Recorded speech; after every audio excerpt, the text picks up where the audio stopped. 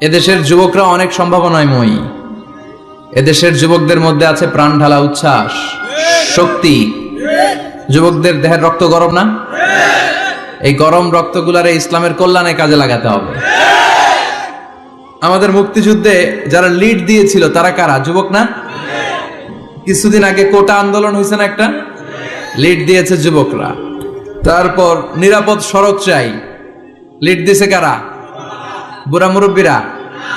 যুবকেরা।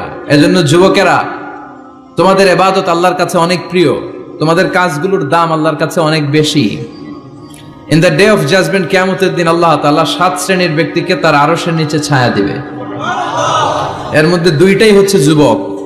হচ্ছে ওই যুবক শাবুন নাশাআ ফি ইবাদাতিল্লাহ, যে যুবক তার যৌবনটাকে আল্লাহর ইবাদতে কাজে লাগায়, যে যুবক তার যৌবন বয়সে পর্নোগ্রাফি দেখে না, হিন্দি সিনেমা দেখে না, অশ্লীল কোনো কিছুই তারা দেখে না, এই সময়টা তারা আল্লাহর ইবাদত করে কাটায়।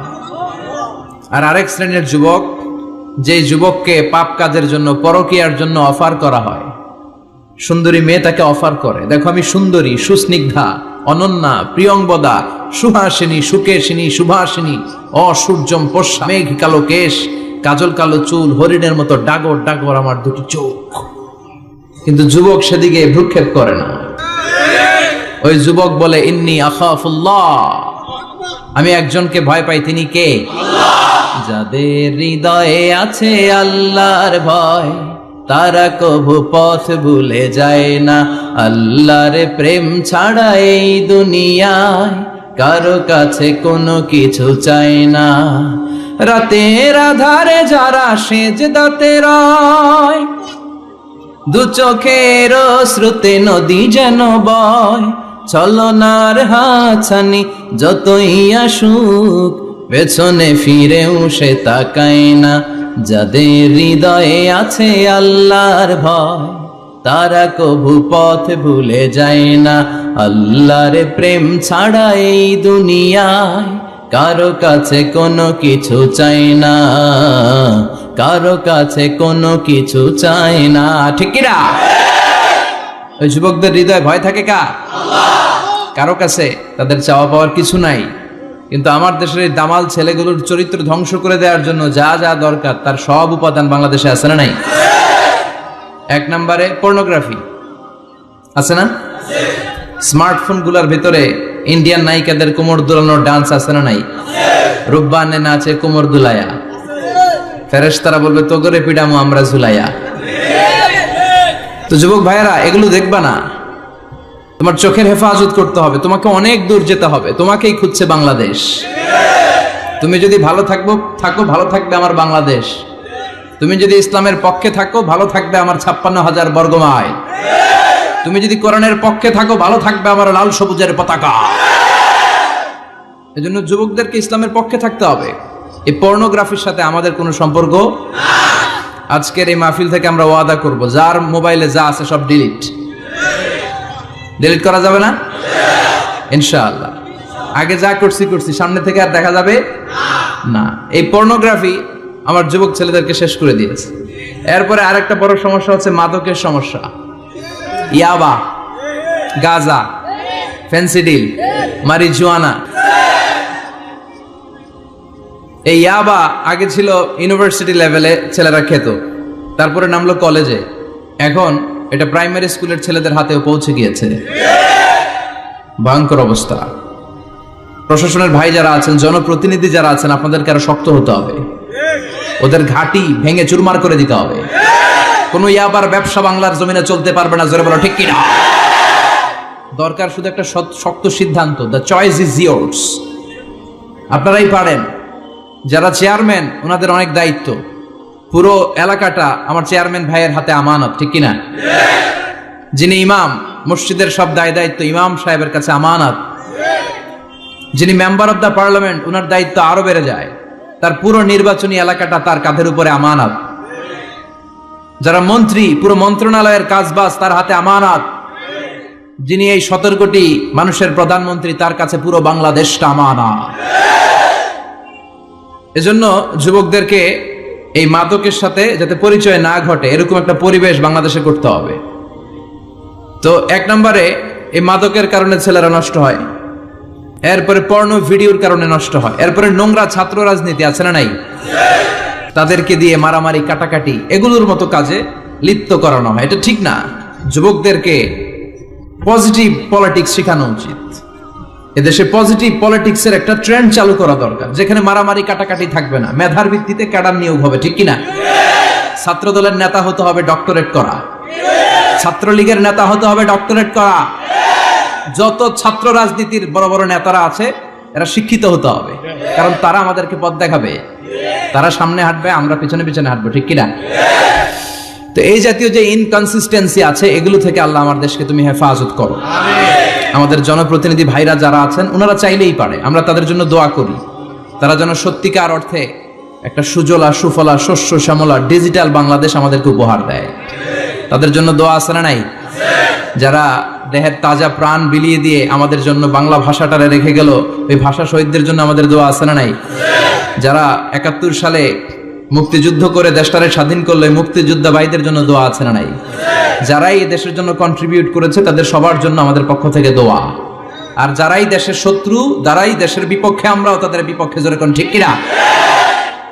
এজন্য যুবক ভাইয়েরা তোমাদেরকে জ্বলে উঠতে হবে আপন শক্তিতে, ঠিক কিনা?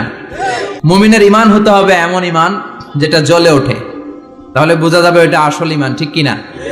যে ইমানে প্রয়োজনে জ্বলে ওঠে না, যেই সত্যনের কথা বলে না, যে ইমানে প্রয়োজনে জ্বলে ওঠে না, যে ইমান সত্যনের কথা বলে না, যে ইমান বাস্তবে নাই, যে ইমান অন্তরে নাই, মুখে শুধু ফাঁকা বলি, কি করে তারে বলো ইমানে বলি, কি করে তারে বলো ইমানে বলি, কি করে তারে বলো ইমানে বলি, ঠিক কিনা? যে ইমান ইমানে ভুলে নাস্তিকতার মঞ্চে ওঠে,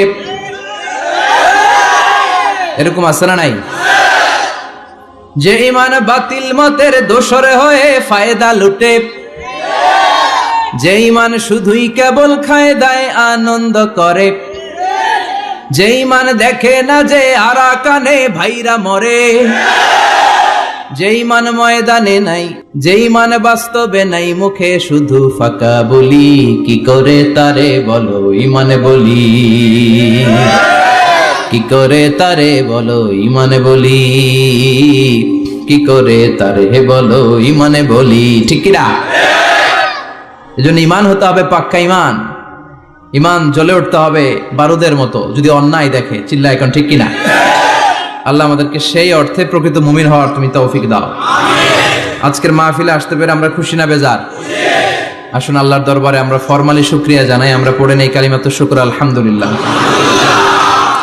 অনেক আলোচক আপনারা দাওয়াত করেছেন, আলহামদুলিল্লাহ। যারাই এখানে কথা বলেছে নিঃসন্দেহে কোরআন থেকে বলেছে, কারণ আমাদের তাফসীরুল কোরআনের মাহফিলের সিলেবাস একটা, এটার বাইরে থেকে আমাদের কথা বলার সুযোগ আছে? আমরা যদি এখানে ত্রিপিটক থেকে কথা বলি, গীতা বাইবেল থেকে কথা বলি, রামায়ণ মহাভারত থেকে কথা বলি, আপনারা কেউ শুনবেন? আপনারা বলবেন যে হুজুর এই বইটা থেকে কথা বলেন। আমাদের সিলেবাস হচ্ছে কোরআন। চিৎকার করে বলতে হবে, আমাদের সিলেবাস কি? কোরআন। এই কোরআন দিয়ে দেশের সব আইনগুলো হোক, আমরা চাই কি চাই না? এই কোরআনটা সংসদ ভবনে থাক, চাই কি চাই না? ক্যান্টনমেন্টে থাক, চাই কি চাই না? সচিবালয়ে থাক, চাই কি চাই না? দেশের প্রতিটি অঙ্গনে কোরআনের কথাগুলো ছড়িয়ে পড়ুক, কোরআনের আলোতে আমরা যেন আলোকিত হই। আল্লাহ বলেছেন, this is the book where of there is no doubt in it and a guidance to those who are মুত্তাকিন। এটা এমন বই যে বই একটাও ভুল নাই, আছে? একটাও সন্দেহ নাই, আছে? এজন্য ছেলে মেয়েদেরকে কোরআন পড়াবেন, রাজি আছেন তো? কোরআন যেন প্রতিদিন আমাদের তেলাওয়াত হয়, একটি আয়াত হলেও যেন প্রতিদিন আমরা বঙ্গানুবাদ পড়ি। মাতৃভাষায় কোরআনটাকে বুঝতে হবে, এটা সবচেয়ে বড় ফরজ। বাংলা বুঝি না এমন কি কেউ এখানে আছেন? নাই। তো আমরা সবসময় এই বইটা থেকে কথা শুনি, এই বইটা সবার, এই কিতাবটা হিন্দুদেরও কিতাব, ওরা পড়ে না তো আমি কি করব? ইসলাম এটা কি কুক্ষিগত আমার বাপের ধর্ম? সবার ধর্ম, সবার। ওরা মানে না তো আমি কি করব? বিশ্বনবী উনি সবার নবী। বিশ্বনবী কি শুধু আমাদের নবী? উনি হিন্দুদেরও নবী, উনি বৌদ্ধদেরও নবী, উনি অগ্নি উপাসকদেরও নবী, উনি নারীদের নবী, উনি পুরুষদের নবী, উনি আরবদের নবী, উনি অনারবদের নবী, উনি বিশ্বনবী। উনি বিশ্বনবী সবার জন্য এসেছেন, as a father, as a husband, as a lawgiver, as a lawmaker, as a reformer of the society, as a commander, as a messenger. Muhammad is the superman of the world. স্বামী হিসেবে, বাবা হিসেবে, নেতা হিসেবে, সমাজ সংস্কারক হিসেবে, আইন প্রণেতা হিসেবে, সর্বোপরি একজন নবী হিসেবে মুহাম্মদ সাল্লাল্লাহু আলাইহি ওয়াসাল্লাম গোটা বিশ্বের মানুষের কাছে সুপারম্যান। সুপারম্যান ছিলেন তো, যে সবকিছু করে দেখাতে পারে আল্লাহর রহমতে। বিশ্বনবীকে তো আল্লাহ এই বরকত দিয়েছে, বিশ্বনবীর হাতে বরকত, পায়ে বরকত। বিশ্বনবী যদি কোনো বাচ্চার মাথায় হাত বুলিয়ে দিত, ওই বাচ্চার মাথার চুল বড় হয়ে যেত। এক ভণ্ড নবী আসলো, মুসাইলামাতুল কাযযাব, সে কয় আমিও নবী। সবাই কয় তাহলে তুমিও আমাদের বাচ্চার মাথায় হাত বুলায় দাও। মুহাম্মদ তো হাত বুলায় দিলে বাচ্চার মাথায় চুল বড় হয়। মুসাইলামা কয় নিয়ে আয় বাচ্চা। বাচ্চা নিয়ে আসছে, বাচ্চার মাথায় হাত বুলায় দিস, চুল তো বড় হয় না। আর মাথা ছিল আজীবন টাক মাথা। যে বাচ্চার মাথার মধ্যে এই বেয়াদবের হাত লেগেছে, ওই বাচ্চার মাথাটা আজীবন ছিল টাক, চুল বড় হবে তো দূরের কথা। কি বরকতের নবী! অনেক সাহাবী এসে বলছেন, ইয়া রাসূলুল্লাহ, আমাদের কুয়ার মধ্যে পানি নাই, কি করব? বিশ্বনবী যে কুলি করে কুলির পানি কুয়াতে ফেলেছে, মুহূর্তের মধ্যে পাম্প মেশিন দিয়ে পানি উঠালে যেমনি পানি উঠতে থাকে, পুরো কুয়ার পানি উপচে উপরে ওভারফ্লো হতে শুরু করেছে। অনেক জায়গায় কুয়ার পানি লবণাক্ত, সাহাবারা খেতে পারে না। ইয়া রাসূলুল্লাহ, আমাদের কুয়ার পানি লবণাক্ত। বিশ্বনবী ওযু করে আবার কুলির পানি ছাড়লেন, মুহূর্তের মধ্যে লবণাক্ত কুয়ার পানি মিঠা পানিতে পরিণত হলো। যেখানে হাত দিয়েছেন ওখানেই বরকত আছে না নাই? এজন্য বিশ্বনবীর সুন্নাহ আছে, যেখানে আমরা আছি। আসলে আমরা সরাসরি কোরআনের দিকে যাই, কারণ এই কিতাবে অনেক বরকত। আমি আমার খুতবার শুরুতে আল কোরআন আল কারীমের 29তম পারার একটি সূরা, সূরাতুল ইনসান, এই সূরার একটি আয়াত তেলাওয়াত করেছি। এই সূরার আলোকে আজকের এই চমৎকার রজনীতে আমরা কিছু কথা শুনবো ইনশাআল্লাহ। পড়েন। এখন যেমনি আপনারা চুপচাপ, শেষ পর্যন্ত চুপচাপ থাকবেন তো? নাকি ওঠা বসা করবেন না? তাহলে আদব নষ্ট হবে। আদব নাই তো কিচ্ছু নাই, আদব আছে তো সব আছে, ঠিক না? সূরার নাম হচ্ছে সূরাতুল ইনসান। সবাই বলেন সূরার নাম, আরো জোরে বলেন ইনসান। 29তম পারায় অবস্থিত। কোন পাড়ায়? 31টা আয়াত। কয় আয়াত? এই সূরাটা মাক্কি সূরা। কি সূরা? বিশ্বনবীর জীবনের দুইটা পর্ব, একটা মাক্কি পর্ব আর একটা মাদানী পর্ব। হিজরতের আগে যে সূরা নাজিল হয়েছে এগুলো মাক্কি, হিজরতের পরে যা নাজিল হয়েছে এগুলো মাদানী। এটা বিশ্বনবীর হিজরতের আগে নাজিল হওয়ার সূরাগুলোর অন্তর্ভুক্ত, ঠিক কি না? ঠিক এতটুকু কথাবার্তা ক্লিয়ার না? এবার আসুন সামনে যাই। সূরাতুল ইনসানই শুধু সূরাতুল ইনসানের নাম নয়, এছাড়াও এই সূরার আরেকটা নাম আছে, সে নামটা হচ্ছে সূরাতুদ দাহার। হাফেজ আছো কারা কারা? দেখি হাত তোলো। অনেক আছে, মাশাআল্লাহ মাশাআল্লাহ। তো কিছু কিছু কোরআনে এই সূরাটার নাম লেখা থাকে সূরাতুল ইনসান, কিছু কিছু জায়গায় লেখা থাকে সূরাতুল দাহার, হিনুম মিনাত দাহার। যেহেতু প্রথম আয়াতে দাহারের কথা আছে, আবার হাল আতা আলাল ইনসান, ইনসানের কথাও আছে। এজন্য কোন নুসখাতে এই সূরার নাম সূরাতুল ইনসান, আবার কোন নুসখায় এই সূরার নাম সূরাতু আদ-দাহার। এই সূরাটা বুখারীর বর্ণনায়, বুখারী সহিহ বুখারীতে এসেছে যে বিশ্বনবী সাল্লাল্লাহু আলাইহি ওয়াসাল্লাম জুমার দিন ফজরের নামাজের যে ফরজ 2 রাকাত, এই ফরজ 2 রাকাতের দ্বিতীয় রাকাতে এই সূরাটা বিশ্বনবী পড়তেন। প্রথম রাকাতে সূরাতুস সাজদা পড়তেন, আলিফ লাম মিম তানজিলুল কিতাব লা রাইবা ফি মির রাব্বিল আলামিন। প্রথম রাকাতে সূরাতুস সাজদা, আর দ্বিতীয় রাকাতে পড়তেন সূরাতুল ইনসান। সুবহানাল্লাহ পড়েন। ইনসান শব্দের অর্থ হচ্ছে মানুষ। ইনসান মানে কি? সবাই বলেন। আপনারা কি? আমরা কি? আমরা মানুষ। তো মানুষের নামে আল্লাহ কোরআনে সূরা দিলেন, এজন্য জিনেরা মাইন্ড করার সুযোগ নেই। জিনদের নামেও সূরা আছে। কি নাম? সূরাতুল জিন। মানুষ হচ্ছে কোরআনের সেন্ট্রাল থিম, কেন্দ্রীয় আলোচ্য বিষয়। খুব ভালো করে খরগোশের মতো কানটা খাড়া করে শুনবেন। মানুষ হচ্ছে কোরআনের কেন্দ্রীয় আলোচ্য বিষয়, central theme of the holy Quran, subject matter, central subject matter of the holy Quran. কোরআনের কেন্দ্রীয় আলোচ্য বিষয় হচ্ছে কি? কথা বলেন। মানুষ। মানুষকে নিয়ে কোরআনে যত কথা, মানুষকে নিয়ে যত আয়োজন, সবকিছু মানুষকে নিয়ে। এজন্য মানুষই হচ্ছে কোরআনের কেন্দ্রীয় আলোচ্য বিষয়। চিল্লায় পড়েন আল্লাহু আকবার। আবার আল্লাহ বললেন, গোলাম, এই কোরআনের প্রথম সূরার নাম ফাতিহা, দ্বিতীয় সূরার নাম হলো আল বাকারা। বাকারা শব্দের অর্থ হলো গাভী। আর এই কোরআনের সর্বশেষ সূরার নাম হলো সূরাতুন নাস। নাস মানেও মানুষ। আল্লাহ বুঝাতে চাইলেন, কোরআন শুরু করেছি প্রাণীর নামে একটা সূরা দিয়ে, আর এই কোরআনটারে শেষ করেছি মানুষের নামে একটা সূরা দিয়ে। তার মানে এই কোরআনটা যদি ভালোভাবে হৃদয়ঙ্গম করতে পারো, তোমাদের মধ্যে পশুত্বের যে প্রবৃত্তি আছে, পশুত্ব দূর হয়ে তুমি মানুষের মতো মানুষ হয়ে যাবা। কোরআন পড়লে আপনার মধ্যে পশুত্ব থাকবে না, আপনি মানুষ হবেন, মানুষের মতো মানুষ। কিসের মতো? এই পৃথিবীতে মানুষ হওয়া সবচেয়ে কঠিন, মানুষের বড় অভাব। অনেকে বলবেন, কি বললেন হুজুর, পৃথিবীতে প্রায় 600 কোটি মানুষ আর আপনি কোন মানুষের অভাব? 600 কোটি যা দেখা যায় এগুলো মানুষ না, এগুলো জনসংখ্যা। এজন্য বলা হয়, বাড়ছে জনসংখ্যা, কমছে মানুষ। বাড়ছে কি কমছে কি? মানুষ সব মানুষ হতে পারে নাই, মানুষ হওয়া বড় কঠিন। এই কোরআন এসেছে মানুষের মতো মানুষ বানাতে। গরুর পেট থেকে যদি কিছু বেরোয় আমরা ওইটার বলে গরু, ছাগলের পেট থেকে বেরোলে ওটা ছাগল হয়ে যায়, কিন্তু মানুষের পেট থেকে বেরোলে ওটা মানুষ হয় না, ওটার মানুষ বানাইতে হয়, ওইটারে মানুষ করতে হয়, তাই না? আবার ছাগলকে কেউ কোনোদিন বলে না তুই ছাগলের মতো ছাগল হ, গরুকে কেউ কোনোদিন বলছে তুই গরুর মতন গরু হ, কিন্তু মানুষকে বলা হয় তুই মানুষের মতো মানুষ হ। কোরআন এসেছে আমাদেরকে মানুষের মতো মানুষ বানাতে, ঠিক কি না? আসল মানুষের বড় অভাব, আসল মানুষের বড় সংকট। এই কোরআন এসেছে আমাদেরকে আসল মানুষ বানাতে। কোরআন এসেছে আমাদেরকে মানুষের মতো মানুষ বানাতে।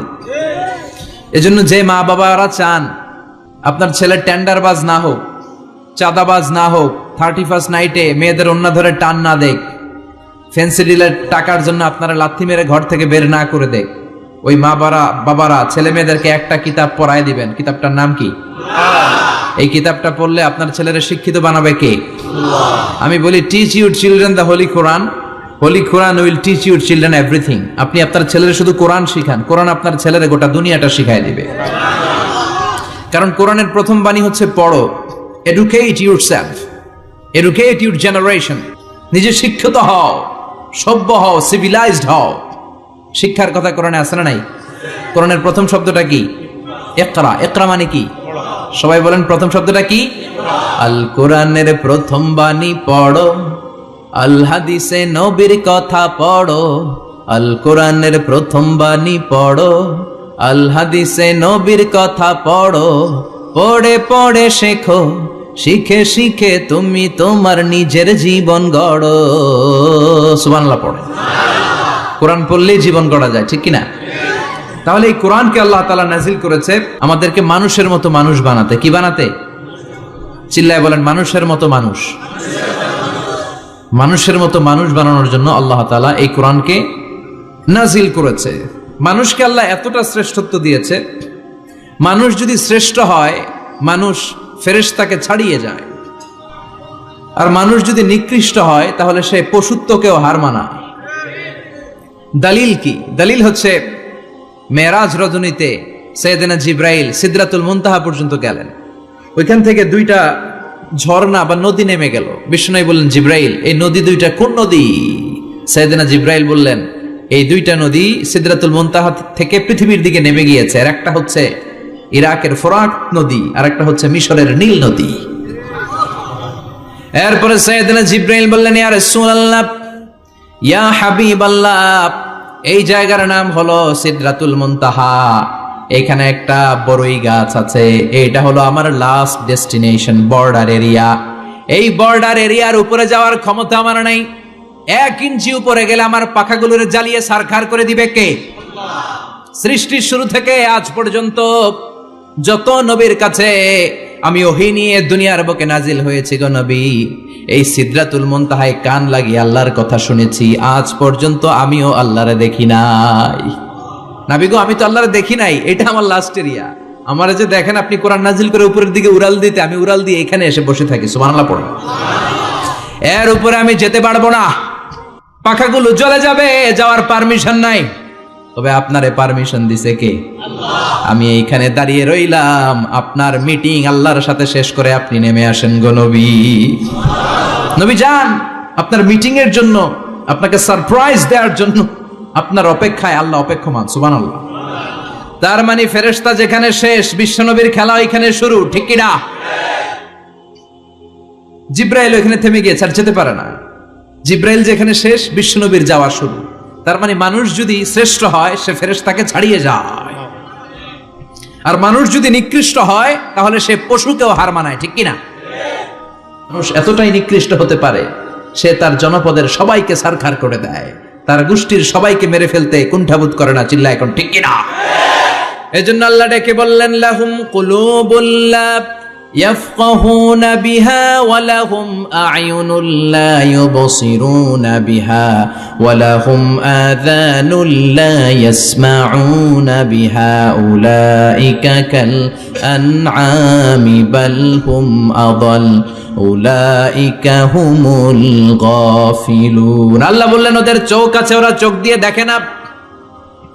হৃদয় আছে, হৃদয় দিয়ে তার ভাইয়ের জন্য তার মায়া লাগে না। কান দিয়ে আকুতি চিৎকার এই কথাগুলো শুনতে পায় না। উলাইকা কাল আনআম, দেখতে এদের হাত আছে, পা আছে, চোখ আছে, দেখতে মানুষের মতো, আসলে এগুলো মানুষ না, এগুলো পশু। বালহুম আদাল, পশুর চেয়েও খারাপ, ঠিক কি না?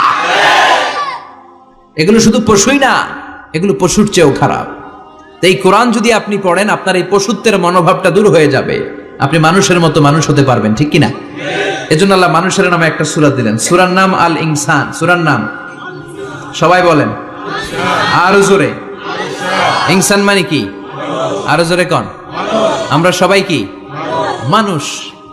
মানুষ নিয়ে মানুষের মধ্যেও কৌতূহলের শেষ নাই। বিজ্ঞানীদের মতে মানুষ হচ্ছে হোমোস্যাপিয়েন্স গ্রুপের একটা প্রজাতি, যার বিবেক আছে, বাক শক্তি আছে, বুদ্ধি আছে, চেতনা আছে, উপলব্ধি করার মতো ক্ষমতা আছে। চিল্লা এখন ঠিক কিনা? মানুষের আসল রূপটা কি, মানুষ আসলে কেমন, এ নিয়ে মানুষেরই গবেষণার শেষ নাই। আপনারা একজন জার্মানি দার্শনিক আছে, কার্ল মার্কস, নাম শুনে থাকবেন, শুনছেন না? উনি অনেক গবেষণা করে পাইলেন মানুষ হচ্ছে পেট সর্বসজীব, মানে মানুষের পেট ঠান্ডা তো দুনিয়া ঠান্ডা। উনি গবেষণা করে পাইছে মানুষের পেট ঠিক তো সব ঠিক। উনার পরে আরেক দার্শনিক আসলো, ওনার নাম হচ্ছে ভ্লাদিমির লেনিন। উনার বাড়ি হচ্ছে রাশিয়া, উনি রাশিয়ান স্কলার, ফিলোসোফার। উনি এসে বললেন, না, মানুষের পেট সমস্যা বড় সমস্যা নয়, মানুষের আসল সমস্যা হচ্ছে যৌন সমস্যা, সেক্স সমস্যা। মানুষের সেক্স ঠান্ডা তো সব ঠান্ডা। চার্লস ডারউইন, ইংল্যান্ডের আরেক দার্শনিক, উনি এসে বললেন, তারা দুজন যা বলছে সব ভুল বলছে, মানুষের পেটের সমস্যা আসল সমস্যা না, মানুষের সেক্স সমস্যাও আসল সমস্যা না। আসলে মানুষ মানুষই না, মানুষ হলো বান্দর। মানুষ কি? বানর থেকে সময়ের বিবর্তনে, কালের বিবর্তনে বানরগুলো মানুষ হয়ে গিয়েছে। মাথার তার যদি একটু ঢিলা হয়, যা হয় আর কি। তাহলে একদল বলে মানুষের পেটের সমস্যা বড় সমস্যা, আরেক বুদ্ধিজীবীরা বলে মানুষের খাদ্যের সমস্যা বড় সমস্যা, কেউ বলে যৌন সমস্যা বড় সমস্যা, আরেক আবাল বলে মানুষ মানুষ না, মানুষ হলো বান্দর। আল্লাহ বলে একটাও ঠিক হইতে পারে নাই, ঠিক কিনা?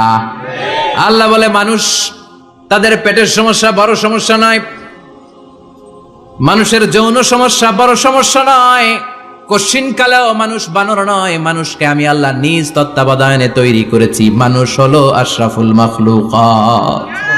মানুষ কি? আশরাফুল মাখলুকাত, গোটা সৃষ্টিকুলের মধ্যে সেরা। এজন্য নূরের ফেরেশতাও মানুষকে সেজদা দিতে বাধ্য হয়েছে। চিল্লা এখন ঠিক কিনা?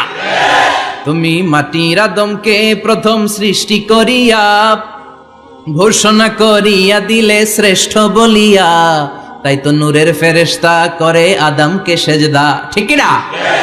তাই তো নূরের ফেরেশতা করে আদমকে সেজদা, সবার চেয়ে সম্মান দিলে মাটির আদমকে। পড়েন আল্লাহু আল্লাহু তুমি জাল্লে জালালুহু, শেষ করা তো যায় না গে তোমার গুণগান। আল্লাহু আল্লাহু, সুবহানাল্লাহ পড়েন। আল্লাহ বলেন পেটের সমস্যা সমস্যা, কিন্তু আসল সমস্যা না। মানুষের যৌন সমস্যা বড় সমস্যা, কিন্তু আসল সমস্যা না। মানুষ বানর নামের প্রজাতির ভেতর দিয়ে মানুষ হয় নাই, মানুষকে আমি নিজে তৈরি করেছি, মানুষকে আমি আশরাফুল মাখলুকাত বানিয়েছি। সুবহানাল্লাহ। বুখারীর বর্ণনা, লাম্মা খালাকাল্লাহু আদামা ওয়া কানা তুলুহু 60 যিরাআন, আল্লাহ যখন সাইয়েদনা আদমকে তৈরি করলেন 60 হাত লম্বা করে তৈরি করলেন। কয় হাত? আপনি কয় হাত? আমি কয় হাত? আমরা কয় হাত? কিন্তু আদম ছিল কয় হাত? সুবহানাল্লাহ কইবেন না? আপনারা যখন জান্নাতে প্রবেশ করবেন, বুখারীর ওই বর্ণনাতে এসেছে, মানুষরা যখন জান্নাতে প্রবেশ করবে প্রতিটা মানুষ 60 হাত লম্বা হয়ে প্রবেশ করবে। এই দুনিয়াতে দাড়ি রাখার জন্য বিশ্বনবী আদেশ করেছেন, কিন্তু জান্নাতে যারা যাবে এদের দাড়িও থাকবে না, মোছও থাকবে না, গায়ের মধ্যে পশমও থাকবে না। সুবহানাল্লাহ বাড়িতে গিয়া চিৎকার করে পড়েন আল্লাহু আকবার। তার মানে মানুষ হলো আশরাফুল মাখলুকাত, গোটা বিশ্বের মধ্যে সেরা। আল্লাহ বললেন আদমকে আমি নিজ হাতে তৈরি করেছি। লাম্মা খালাকাল্লাহু আদামা ওয়া কানা তুলুহু 60 যিরাআন, 60 হাত লম্বা করে আদমকে বানিয়েছি। আদমকে সব সৃষ্টির মধ্যে শ্রেষ্ঠত্বের মানদণ্ডে উন্নীত করে আদমকে আমি আশরাফুল মাখলুকাত বানিয়েছি। সুবহানাল্লাহ। আমরা আশরাফুল মাখলুকাত, ভালো লাগে না শুনতে? আমরা হচ্ছি খলিফাতুল্লাহি ফিল আরদ, ইন্নী জাইলুন ফিল আরদি।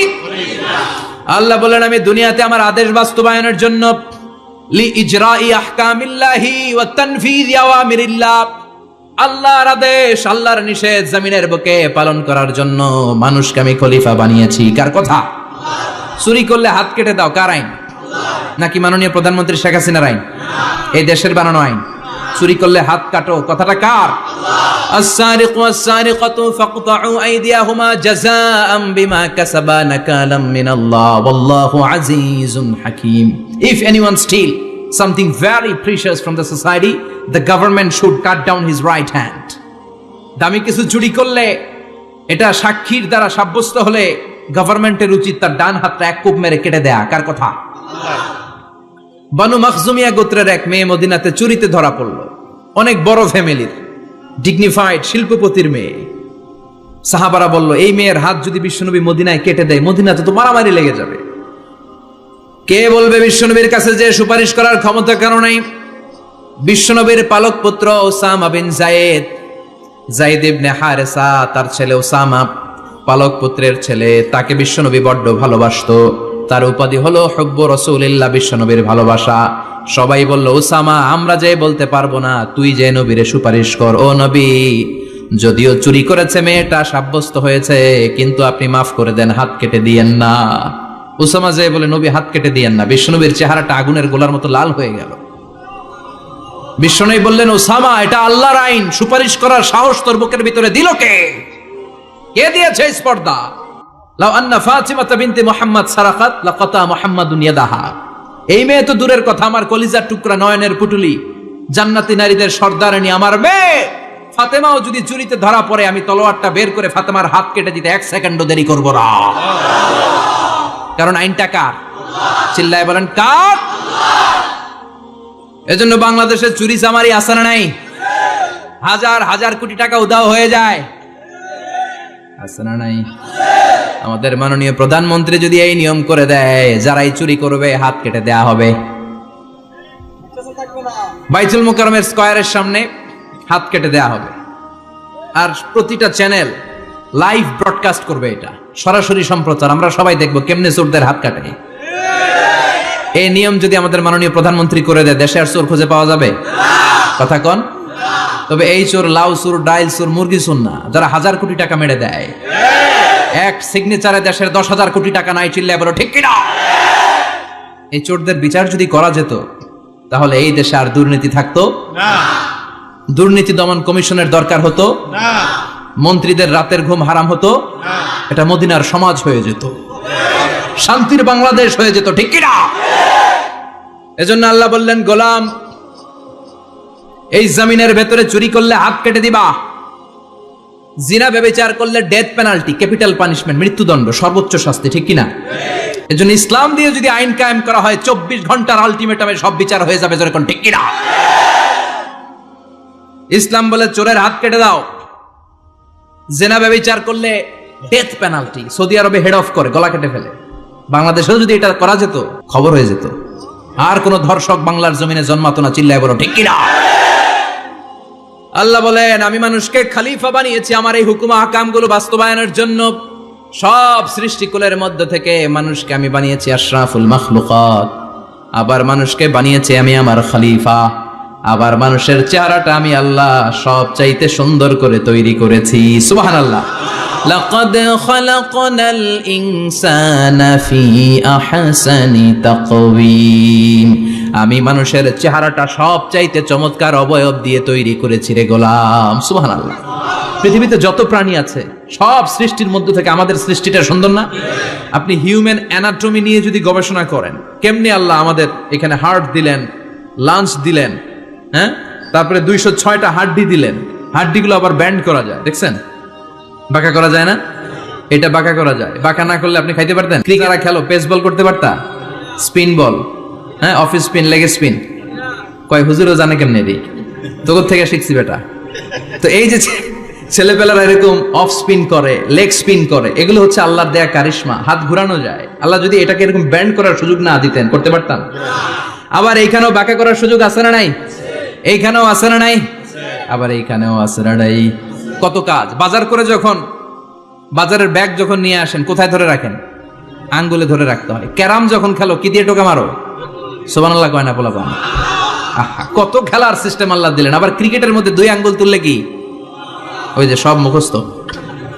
আবার 1 আঙ্গুল তুললে কি? দেখছেন ঘটনা? আউট। কত কাজ এই আঙ্গুল দিয়ে। এই আঙ্গুলগুলোর বাঁকা করার, বেন্ড করার ক্ষমতা আমাদেরকে দিয়েছে কে? আল্লাহ। এজন্য আল্লাহ বললেন, লাকাদ খালাকনাল ইনসানা ফি আহসানি তাকওয়িম। আমি মানুষের চেহারাটা সব চাইতে সুন্দর করে তৈরি করেছি। মানুষ সুন্দর, আমাদের চোখ সুন্দর না মিয়া? আমাদের চোখও যদি সুন্দর হতো তাইলে আমরা বুঝতাম মানুষগুলো কত সুন্দর। আমরা মনে করি ধলা হইলেই সুন্দর। কয় ধলা ধলা, এটা সুন্দর। ডাকাইত, এগুলো ডাকাত। একটা মানুষের চেহারা স্কিন যদি কালো হয়, এর মধ্যে একটা সৌন্দর্য আছে না নাই? একটা মেয়ের স্কিন যদি কালো হয়, তারপরও চেহারায় সৌন্দর্য আছে না নাই? কয় না হুজুর, আমার বউ সুন্দর না, কালা কালা। আছে না নাই? তুই ডাকাইত। তুই কি? একজন মানুষের চেহারা যেরকমই হয় আপনি খেয়াল করে দেখবেন, তারপরও তার অবয়বের মধ্যে একটা এক্সট্রা অর্ডিনারিটি আছে, কারোর সাথে কারোটা মিলে না। সুবহানাল্লাহ পড়েন। এজন্য প্রতিদিন স্ত্রীরে বলবেন, স্ত্রী তুমি সুন্দরী, তুমি অনন্যা, তোমার চাইতে সুন্দরী গোটা বিশ্বে কেউ নাই। কইবেন না? মুরব্বীরা কয় না, কইতাম না, আগে কইয়া ফেলাইছি। এগুলো বলবেন। এগুলো বললে স্বামী স্ত্রীর মধ্যে ভালোবাসা বাড়াই দিবে কে? আল্লাহ। আমি প্রায় এগুলো বলি, উৎসাহিত করি যে স্বামী স্ত্রীর মধ্যে যে ভালোবাসাটা, এটা পবিত্র, এটা জান্নাতি। এই ভালোবাসা জান্নাতে শুরু হয়েছিল সাইয়েদনা আদম আর হাওয়ার মধ্য দিয়ে। চিল্লা এখন ঠিক কিনা? স্বামী স্ত্রী দুইজনে একের হাতের সাথে আরেকজনের হাত মিলালে হাতের সগীরা গুনাহ মাফ করে কে? আল্লাহ। স্ত্রীর চেহারার দিকে নজর করে তাকালে চোখের গুনাহ মাফ করে দেয় কে? আল্লাহ। স্ত্রীর জন্য প্রতি মাসে যে খরচ দেন, এই টাকাগুলো সদকা দেওয়ার সওয়াব আছে না নাই? আছে। স্ত্রীকে যে দামি দামি ভ্যানিটি ব্যাগ কিনে দেন, এটা তো সওয়াব আছে না নাই? আছে। কক্সবাজারে ঘুরতে নিয়ে গেলে সওয়াব আছে না নাই? আছে। ফুল কিনে দিলে সওয়াব আছে না নাই? আছে। ভালোবাসার গান শোনাইলে সওয়াব আছে না নাই? আজকে পারবেন না শোনাইতে রাত্রেবেলা? পারবেন? পারবেন? পোলাপাইন ডাকায় পারবো। তোকে তো বেটা বিয়েই হয় নাই, বিয়ার পরে শোনাইস। তো এই ভালোবাসার গানগুলো শোনালে নিজেদের মধ্যে একটা ইন্টিমেসি তৈরি হয়। বিশ্বনবী এরকম স্ত্রীর সাথে খুনসুটি করতেন, ভালোবাসা করতেন। এটা হালাল, কিন্তু এটা জায়গা মতো না করে ভাবির লগে করলে মায়ের আসে না নাই? ভালোবাসার গান জায়গা মতো শোনাতে হবে। স্ত্রীকে ভালোবাসার গান না শুনিয়ে যদি চাচাতো বোনরে শোনাও, শালিরে শোনাও, পাড়ার মেয়েদের সাথে যদি টাঙ্কি মারো, ফিল্ডিং মারো, মায়ের আসে না নাই? তার মানে জায়গা মতো করলে সব সওয়াব। সুবহানাল্লাহ পড়েন। এরপর আল্লাহ বললেন, আমি মানুষকে শুধু আশরাফুল মাখলুকাতি বানাই নাই, আমার খলিফাই বানাই নাই। মানুষের চেহারাটা শুধু আমি সুন্দর করে দেই নাই, গোটা বিশ্বের মধ্যে মানুষকে আমি সবচাইতে শক্তিশালী করেছি। সবচেয়ে শক্তিশালী কে? মানুষ। চিল্লায় বলেন শক্তিশালী কে? আল্লাহ যখন পৃথিবী বানালেন, মুসনাদে আহমদ ইবনে হাম্বালের বর্ণনা, পৃথিবী কাঁপাকাঁপি শুরু করলো। খালি কাঁপে, খালি কাঁপে। পৃথিবীর কাঁপাকাঁপি বন্ধ করার জন্য আল্লাহ পৃথিবীর মধ্যে 7টা টেকটনিক প্লেট বসিয়ে দিলেন। 7টা পাহাড়, 7 tectonic plates creates the mountain range on earth. এই 7টা প্লেট পৃথিবীতে এই পাহাড়গুলো উঁচু নিচু টিলাটপ্পর তৈরি করেছে। পৃথিবীব্যাপী যত পাহাড় আছে এই টেকটনিক প্লেটের কারণে। ওয়াজআলনাল জিবালা আওতাদা, পৃথিবী কাঁপতে শুরু করলো সৃষ্টির পর। পৃথিবীর কাঁপাকাঁপি বন্ধ করে দেওয়ার জন্য আল্লাহ পৃথিবীর ভেতরে পাহাড় ঢুকিয়ে দিলেন। পাহাড় পেরেকের মতো গেড়ে দেওয়ার পরে পৃথিবীর কাঁপাকাঁপি বন্ধ হয়ে যায়। সুবহানাল্লাহ। ফেরেশতারা অবাক হয়ে বলে, মাবুদ, পৃথিবীর কাঁপাকাঁপি বন্ধ হলো কেমনে? আল্লাহ বললেন, ও ফেরেশতারা, পৃথিবীর মধ্যে আমি পাহাড়কে গেড়ে দিয়েছি। পাহাড় গেড়ে দেওয়ার কারণে পৃথিবীর কাঁপাকাঁপি বন্ধ হয়ে গেছে। ফেরেশতারা বললেন, তাই নাকি? পাহাড়ের এত বড় শক্তি। ইয়া রাব, হাল মিন খালকিকা আশাদ্দা মিনাল জিবাল, আপনার এই সৃষ্টিকুলের মধ্য থেকে পাহাড়ের চাইতে বেশি শক্তিশালী কিছু আছে নাকি? আল্লাহ বললেন, হ্যাঁ আছে। পাহাড়ের চাইতে শক্তিশালী হচ্ছে আল হাদিদ, মানে লোহা। পাহাড়ের চেয়ে শক্তিশালী কি? এই লোহার নামে কোরআনে সূরা আছে না নাই? সূরার নাম কি? কথা বলেন।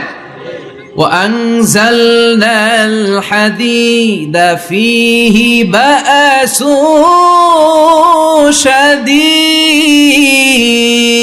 شديد।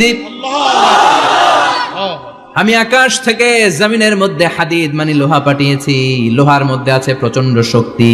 ওয়া মানাফিউ লিন-নাস, লোহার মধ্যে আছে মানুষের জন্য উপকার। পৃথিবীতে এমন কোনো জিনিস নাই যে এই জায়গায় লোহা নাই, ঠিক কি না? বিমান বানাতে লোহার দরকার আছে না নাই? ঘড়ি বানাতে দরকার আছে না নাই? আংটি বানাতে দরকার আছে না নাই? গাড়ি বানাতে, বাড়ি বানাতে, সব বানাতে কি লাগে? লোহা। আল্লাহ বললেন লোহা সবচেয়ে শক্তিশালী। এটা পাহাড়ের চেয়ে শক্তিশালী, কারণ লোহা পাহাড়ের মধ্যেও ঢুকায় দেওয়া যায়, ঠিক কি না? ফেরেশতারা বললেন, আল্লাহ, হাল মিন খালকিকা আশাদ মিনাল হাদিদ, আপনার এই সৃষ্টিকুলের মধ্যে থেকে লোহার চাইতেও কি শক্তিশালী কিছু আছে? আল্লাহ বললেন, নাআম আছে। লোহার চাইতে শক্তিশালী হলো আন্নার, মানে আগুন। আগুনের স্পর্শ পেলে লোহা গলে যায়, ঠিক কি না? আগুন জ্বালিয়ে দিলে লোহা অস্তিত্ব হারিয়ে ফেলে, লোহা গলে যায়। ফেরেশতারা বলল, আল্লাহ, হাল মিন খালকিকা আশাদ্দা মিনান নার, আপনার সৃষ্টির মধ্য থেকে আগুনের চাইতেও শক্তিশালী কিছু আছে নাকি? আল্লাহ কয় আছে। সেটা কি? কথা কন। মিঠা নদীর পাহানি, আল্লাহ তোমার মেহেরবানি, সুন্দর ফুল সুন্দর ফল, মিঠা নদীর পাহানি, আল্লাহ তোমার মেহেরবানি। তুমি কতই দিলে রতন, ভাই বেরাদর পুত্র স্বজন, ক্ষুধা পেলে অন্ন যোগাও, মানি চাই না মাহানি, আল্লাহ তোমার মেহেরবানি। সুন্দর ফুল সুন্দর ফল, আল্লাহ তোমার মেহেরবানি। চিল্লায় পড়েন আল্লাহু আকবার। আল্লাহ বললেন, আগুনের চেয়ে শক্তিশালী হলো পানি। আগুনের মধ্যে যদি পানি ঢেলে দেয়া হয় আগুন নিভে যায়, ঠিক কিনা? ফেরেশতারা বলল, আল্লাহ, হাল মিন খালকিকা আশাদ্দা মিনাল মা, আপনার সৃষ্টিকুলের মধ্যে পানির চাইতেও শক্তিশালী কিছু আছে নাকি? আল্লাহ কইলেন আছে। সেটা হইল আর রিহ, মানে বাতাস। সুবহানাল্লাহ কম। কারণ বাতাসের ঝাপটায় পানি দোলা খায়, বাতাসের ঝাপটায় পানির মধ্যে উচ্ছ্বাস তৈরি হয়, সাগরে জলোচ্ছ্বাস হয়, ঠিক কিনা? বাতাস ধাক্কা মারলে পানিতে দোলা লাগে, সিডর হয়, নার্গিস হয়, আইলা হয়, মহাসেন হয়, ঘূর্ণিঝড় হয়। পানির চাইতে বাতাস বেশি শক্তিশালী। ফেরেশতারা অবাক হয়ে বলে, আল্লাহ, তাহলে আপনার সৃষ্টিকুলের মধ্য থেকে বাতাসের চাইতেও শক্তিশালী কিছু আছে নাকি? আল্লাহ কয় আছে। ফেরেশতারা বললেন, বাতাসের চাইতেও শক্তিশালী যদি কিছু থেকে থাকে সেটা কি? আল্লাহ বললেন, সেটা হলো মানুষ, বনি আদম, আল ইনসান। তবে ওই মানুষ, যেই মানুষ দান করে, কি করে? ডান হাত যা দান করে, বাম হাত সেটা টের পায় না। সুবহানাল্লাহ। আল্লাকা সিররুন ইনদাল্লাহ বাইনাকা আনতা ওয়া বাইনাল্লাহ, আল্লাকা সাদাকাতুন তাখফা লা ইয়ালামুহা ইল্লাল্লাহ, আল্লাকা সিররুন ইনদাল্লাহ বাইনাকা আনতা ওয়া বাইনাল্লাহ, আল্লাকা সাদাকাতুন তাখফা লা ইয়ালামুহা ইল্লাল্লাহ। সুবহানাল্লাহ পড়েন। তোমার কি এমন কোন আমল আছে নাকি যে আমল আল্লাহ ছাড়া কেউ জানে না? তুমি এমন কোন গোপন দান করেছো নাকি যেই দানটা আল্লাহ ছাড়া কেউ দেখেনি, ঠিক কিনা? গোপন দান আল্লাহর রাগকে কমিয়ে দেয়। তাহলে ওই মানুষ ওই বাতাসের চাইতেও শক্তিশালী যে মানুষ ডান হাতে দান করলে বাম হাতও টের পায় না। মানুষ টের পাওয়া তো দূরের কথা, চিল্লায় পড়েন আল্লাহু আকবার।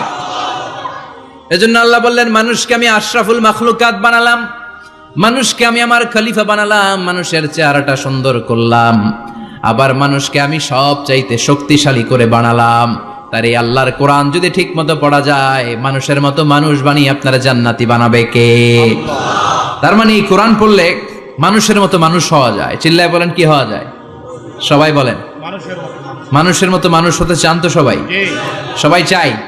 আসুন দেখি মানুষের নামে সূরায় আল্লাহ কি বললেন, পড়েন। আউযু বিল্লাহি মিনাশ শাইতানির রাজিম। বিসমিল্লাহির রহমানির রহিম। হাল আতা আলাল ইনসানি হিনুম মিনাদ দাহরি লাম ইয়াকুন শাইআম মাযকুরা। আল্লাহ বললেন, মানুষের জীবনের একটা সময় ছিল যেই সময়টা উল্লেখ করার মতো মানুষ কিছুই ছিল না। সুবহানাল্লাহ। প্রত্যেক মানুষের জীবনে এমন একটা সময় ছিল যেই সময়টাতে উল্লেখ করার মতো সে আসলে কিছুই ছিল না, তার অস্তিত্বই ছিল না, সে জিরো ছিল, তাকে জিরো থেকে হিরো বানিয়েছে কে? আল্লাহ। হাল আতা আলাল ইনসান, এই হাল হচ্ছে ইস্তেফহাম তাকরীরি, বিমানা কাদ আতা আলাল ইনসান, অবশ্যই অবশ্যই মানুষের জীবনে এমন একটা সময় এসেছে লাম ইয়াকুন শাইআম মাযকুরা, উল্লেখ করার মতো সে কিছুই ছিল না। কার কথা? মুফাসসিরিন ইকরাম ইনসান দ্বারা এখানে দুইটা জিনিস বুঝিয়েছেন, এক হলো সাইয়েদনা আদম, আর এক হলো আমরা সবাই। এই পৃথিবীতে মানুষ বানানোর তিন ক্যাটাগরি। ক্যাটাগরি নাম্বার 1, মাও নাই বাবাও নাই। এই সিস্টেম আল্লাহ কার বানাইছে? কথা বলেন। আবার শুধুমাত্র মা আছে বাবা নাই, এই সিস্টেমে কাকে বানালেন? আবার বাবাও আছে মাও আছে, এই সিস্টেমে কারে বানালেন? আমাদেরকে বানালেন। আবার সাইয়েদনা আদমকে আল্লাহ যখন বানালেন, তিনি বানালেন মিন তিনিন লাযিব, এঁটেল মাটি থেকে বানালেন। এঁটেল মাটি দিয়ে কাঠামো বানানো যায় না, স্ট্রাকচার করা যায় না। এঁটেল মাটি জমিন থেকে নিয়ে আল্লাহ রেখে দিলেন 40 বছর। চিল্লায় বলেন, কয় বছর? আর আকাশকে বললেন, ইয়া সামাউ আমতিরি আলাইহি 40 সানা, ও আকাশ এই মাটির উপরে 40 বছর তুমি বৃষ্টি দাও। 40 বছর এঁটেল মাটির উপরে বৃষ্টি জমতে জমতে জমতে জমতে এটা হয়ে গেল হামাইম মাসনুন, কাদামাটি। সুবহানাল্লাহ পড়ে। কাদামাটি থেকে গেল 40 বছর। কাদামাটি থেকে আল্লাহ সাইয়েদনা আদম আলাইহিস সালামের ডাইস বানালেন। তারপরে আল্লাহ সূর্যরে বললেন, ইয়া শামসু হাররিকি আলাইহি 40 ইয়াউমা, ও সূর্য এবার আদমের কায়ার উপরে, মূর্তির উপরে তুমি 40 বছর সূর্যের আলো দাও। 40 বছর সূর্যের প্রখর ও তীব্র তির্যক তাপে এবং কিরণে আদম হয়ে গেছে এখন সলসলিন কাল ফাখার, টোকা মারলে ঠন ঠন করে। সুবহানাল্লাহ পড়ে।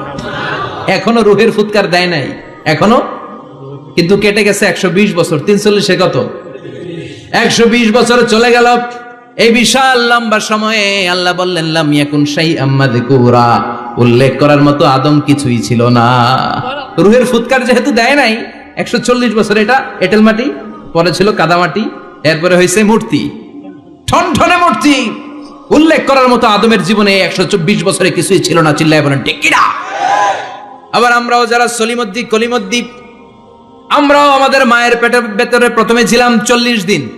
বুখারীর বর্ণনা, ইন্না আহাদাকুম ইউজমাউ খালকুহু ফি বাতনি উম্মিহি 40 ইয়াওমান সুম্মা ইয়াকুনু নুতফাতান মিসলা যালিক সুম্মা ইয়াকুনু আলাকাতান মিসলা যালিক ফায়াতি ইলাইহিল মালাকু ফায়ানফাখু ফীহির রূহ। আমরা যারা সলিমদ্দি কলিমদ্দি, আমরা আমাদের মায়ের পেটের ভেতরে 40 দিন ছিলাম নুতফা, এক ফোঁটা বীর্য। তারপরে 40 দিন ছিলাম আলাকা, রক্তপিণ্ড। তারপরে 40 দিন ছিলাম মুদগা, গোশতপিণ্ড। 340 120 দিন। কয় দিন? এই 120 দিনের লম্বা সময়ে লাম ইয়াকুন শাইআম মাযকুরা, উল্লেখ করার মতো আমরা আসলে কিছুই ছিলাম না, কারণ মানুষই তো হয় নাই, ডিফর্ম বেবি, এখনো দেহের আগাগোড়া কিছু হয় নাই। 120 দিন পর ফেরেশতা এসে আমার দেহের মধ্যে ফুৎকার দিয়ে যায়, তখন আমার হার্ট পার্টিশন চালু হয়ে যায়, আমার হার্টবিট চালু হয়, সিস্টোলিক ডায়াস্টোলিক, এই যে ধপ ধপ ধপ, এই প্রেসারটা ছাড়া মানুষ বাঁচে? ফুসফুসের কাজ কি? খালি ধপ ধপ করে। দম টানে আর দম নেয়, দম ফুরাইলে ঠুস। আমরা ছিলাম নুতফা, আলাকা, মুদগা, sperm drop, then blood clot, and finally the little flesh. আমি আমার এমফিল রিসার্চ করেছি এটার উপর। এটা ইংরেজিতে বলে এমব্রয়োলজি, ভ্রূণ তত্ত্ব। How the little এমব্রয়ো develops in mother ওম, মায়ের পেটে এই ছোট্ট ভ্রূণ এটা কেমন করে শুক্রাণু ডিম্বাণু থেকে 8 মাস 10 মাস 9 মাস পরে কেমন করে জমিনে আসে। How the little এমব্রয়ো develops in mother ওম, মায়ের পেটে কেমন করে ডেভেলপ করে। একেবারে ক্ষুদ্র ছিলাম আমি, তুচ্ছ ছিলাম আমি, নগণ্য ছিলাম আমি। আমার কোনো নাম ছিল না, আমার কোনো গ্রাম ছিল না, আমার কোনো পরিচয় ছিল না। এখন দুনিয়াতে আমাদের পরিচয় আছে না নাই? কিন্তু মিজানুর রহমান আজহারি একটা সময়ে লাম ইয়াকুন শাইআম মাযকুরা, তোরা কেউ চিনতো না, তোর নামটাও কেউ জানতো না, উল্লেখ করার মতো তুই কিছুই ছিলি না। এটা দিয়ে আল্লাহ বুঝাতে চাইলেন তোর কিছুই ছিল না, জিরো থেকে আমি হিরো বানালাম। ক্ষমতার দাপট দেখাবি না, ক্ষমতার অহংকার দেখাবি না, টাকা পয়সার গরম দেখাবি না। 2 দিনের টাকার মালিক হয়ে ওর পা জমিনে লাগে না এরকম টাকা আছে না নাই? লাম ইয়াকুন শাইআম মাযকুরা, তোর চেয়ে বড় ক্ষমতাশীল ছিল ফেরাউন। আল্লাহ ছাড় দিয়েছে, ছেড়ে দেয় নাই, ঠিক কি না? নমরুদরে ছাড় দিয়েছে, ছেড়ে দেয় নাই, ঠিক কি না? আবু জাহেলকে ছাড় দিয়েছে, ছেড়ে দেয় নাই, ঠিক কি না? এখনো যারা গাদ্দারি করে, ইসলামের বিপক্ষে কথা বলে, ইসলামকে জমিনের ভিতর গেড়ে দিতে চায়, দেখা যায় আল্লাহ ওদেরকে ছাড় দেয় কিন্তু ছেড়ে দেবে না। চিল্লায় কও ঠিক কি না? পৃথিবীতে কেউ তো স্থায়ী হয় না, হোক না সে ফেরাউন কিবা নমরুদ। কেউ ভাবে চিরদিন রয় না, কেউ ভাবে চিরকাল রয় না। কেউ থাকতে আসে নাই, এত বড় বড় দাপটওয়ালারা সব শেষ। আমি তো প্রায় জায়গায় বলি আমি ফেরাউনের লাশটা নিজে দেখে এসেছি, যেহেতু আমি আল আজহার ইউনিভার্সিটির স্টুডেন্ট। 200 পাউন্ড লাগে দেখতে, আমি দেখছি ফ্রি। আমার আল আজহারের জামিআতু আল আজহার শরীফের একটা কার্ড ছিল, ওটা দেখাইলে সব ফ্রি, ফ্রিতে দেখে আসছি। আমি অবাক হয়েছি, এই লোকটার হুঙ্কারে মিশরের জমিন থার থার করে কাঁপতো। আজ করে শেষ করে দিছে কে? আল্লাহ। আজ আছে কাল নাই, ঠুস, দম ফুরাইলে। এজন্য আল্লাহ বললেন হাল আতাব আলাল ইনসানি হিনুম মিনাদ দাহরি লাম ইয়াকুন শাইআম মাযকুরা। মানুষের জীবনে এমন একটা সময় ছিল উল্লেখ করার মতো সে কিছুই ছিল না। আমরা যে কত ক্ষুদ্র ছিলাম আপনি কল্পনা করতে পারবেন না। ফালইয়ানযুরিল ইনসানু মিম্মা খুলিকা, খুলিকা মিম্মা দাফিক ইয়াখরুজু মিন বাইনিস সুলবি ওয়াত তারাইব। বাবার পৃষ্ঠদেশ থেকে, মায়ের বক্ষদেশ থেকে দুইটা মিলিত হয়ে মায়ের জরায়ুর ভেতরে তোরে সেট করলো কে? আল্লাহ। আমরা ছিলাম শুক্রাণু। শুক্র চিনেন? স্পার। শুক্রও ছিলাম না আমরা, শুক্রাণু মানে শুক্রের অণু। ডিম্বও আমরা ছিলাম না, আমরা ছিলাম ডিম্বাণু মানে ডিম্বের। আরবিতে বলে আল বুয়াইদা আল উনসাউইয়া। 1 ফোঁটা বীর্যের ভেতরে, 1 ফোঁটা শুক্রের ভেতরে 20 কোটি অণু থাকা লাগে। ওই 20 কোটির একটা ছিলাম আমি। 20 কোটির একটা ছিলেন আপনি। উল্লেখ করার মতো আমি কিছুই ছিলাম না, আমরা কিছুই ছিলাম না। চিল্লা এখন ঠিক কিনা? আল্লাহ বললেন লাম ইয়াকুন শাইআম মাযকুরা, কিছুই ছিল না। স্পার্ম ড্রপ আর ওভাম দুইটাকে মিলিয়ে আমি আল্লাহ করে ফেললাম জাইগোট। সেইটারে আমি বানালাম এমব্রয়ো, ভ্রূণ, ব্যাঙ্গাচির মতো। বর্ষাকালে বৃষ্টির পরে দেখবেন ব্যাঙের বাচ্চাগুলো খালি ছোটাছুটি করে, তাই না? কালো কালো দেখা যায় না? আমি আপনি আমরা প্রত্যেকে এরকম ব্যাঙের বাচ্চার মতো ছিলাম। হাত পা তো দূরের কথা, ব্যাঙের বাচ্চার মতো ছিলাম। মায়ের জরায়ুর দেয়ালে লেপ্টে ছিলাম। আমাদের হাত ছিল না, আমাদের পা ছিল না, কিচ্ছু ছিল না। সেখান থেকে আল্লাহ আমাদেরকে বড় করতে লাগলেন। এরপরে আমরা হয়ে গেলাম ফেটাস, ডেভেলপড স্টেজ। 120 দিন পরে আল্লাহ তাআলা আমাদের রুহের ফুৎকার দিলেন, আমার হার্ট দিলেন, আমার লাংস দিলেন, আমার গল ব্লাডার দিলেন, আমার কিডনি দিলেন, আমার লিভার দিলেন, আমার ইন্টেস্টাইন দিলেন। আমার দেহের ভিতরে তিনি রক্ত ঢুকিয়ে দিলেন। আমার কলবের এই ধাক্কা ধাক্কি শুরু হয়ে গেল। আল্লাহ বললেন এই কলবটা সব চাইতে দামি অঙ্গ, কলবের মধ্যে জিকির ভরতে হবে কার? লা ইলাহা ইল্লাল্লাহ, লা ইলাহা ইল্লাল্লাহ মুহাম্মাদুর রাসূলুল্লাহ সাল্লাল্লাহু। কলবের ভেতরে ভরতে হবে আল্লাহর জিকির। অনেকেই কলবের ভেতরে ভরে আয়না, আছে না নাই? আয়না বসাইয়া দে মোর দয়াল বাবা কেল্লা কাবা আহেনার কারিগর আয়না বসাইয়া দে মোর। তোর বাবার কলবে তো আয়না নাই, তোরে কি আয়না দিবে বেটা? বিশ্বনবী কখনো বলেছেন কলবে আয়না বসাতে? বিশ্বনবীর সাহাবারা কলবে বসাতে হবে আল্লাহর জিকির। আলা বিজিক্রিল্লাহি তাতমাইন্নুল। দুনিয়ার কোনো কিছু কলবকে ঠান্ডা করতে পারে না একমাত্র আল্লাহর জিকির ছাড়া। চিল্লা এখন ঠিক কিনা? এজন্য আল্লাহ বললেন হাল আতা আলাল ইনসানি হিনুম মিনাদ দাহরি লাম ইয়াকুন শাইআম মাযকুরা। প্রতিটা মানুষের জীবনে এমন একটা সময় ছিল উল্লেখ করার মতো কিছুই ছিলাম না। এই আয়াতটা যখন ইসলামের প্রথম খলিফা বিশ্বনবীর ডান হাত সাইয়েদনা আবু বকর পড়তেন, তিনি শুধু কান্না করতেন, চোখের পানি ফেলতেন আর বলতেন লাইতাহা তাম্মাত, হায় হায় আমার পুরো জীবন যদি এভাবেই কেটে যেত। লাম ইয়াকুন শাইআম মাযকুরা, মায়ের পেটের ভিতরে যখন ছিলাম, কিছুই যখন ছিলাম না, এরকমই যদি থাকতাম কতই না ভালো হতো। লা নাবতালি ওয়ালা নালিদ, জন্মগ্রহণ করতাম না, পরীক্ষার সম্মুখীন হতাম না, জীবনটা যদি এমনিই কেটে যেত কতই না ভালো হতো। এজন্য আল্লাহ বললেন প্রতিটা মানুষের জীবনে এমন একটা সময় ছিল উল্লেখ করার মতো সে কিছু ছিল না। এরপর আল্লাহ বললেন ইন্না খলাকনাল ইনসানা মিন নুতফাতিন আমশাজিন নাবতালি ফাজআলনাহু সামিআন বাসীরা। নিশ্চয় আমি মানুষকে জমাট বাঁধা মিশ্রিত নতফা থেকে তৈরি করেছি। বাবার শুক্রাণু মায়ের ডিম্বাণু দুইটাকে মিলিয়ে দিল কে? জরায়ের ভিতরে সেট করলো কে? আল্লাহ বললেন ফি কারারিম মাকিন, গোপনতম প্রকোষ্ঠে। যেই প্রকোষ্ঠে কোনো কবিরাজের কবিরাজি কাজে লাগে নাই, কোনো ডাক্তারের ডাক্তারি কাজে লাগে নাই, কিন্তু 9টা মাস ধরে খাবার পানি আর অক্সিজেন তোরে দিছে কে? আল্লাহ। আবার আল্লাহ বললেন ফি যুলুমাতিন সালাস, 3টা প্যাকেট পড়িয়ে তোরে আমি রেখেছি। যতটুকু টেম্পারেচারে রাখলে তুই বেঁচে থাকবি, ততটুকু টেম্পারেচারে তোরে রেখেছে কে? এজন্য আল্লাহ বললেন মিন নুতফাতিন আমশাজিন নাবতালি, তারপরে তোকে আমি পরীক্ষা করতে শুরু করলাম দুনিয়ায়। দুনিয়াতে আমাদের জন্য পরীক্ষা আছে না নাই?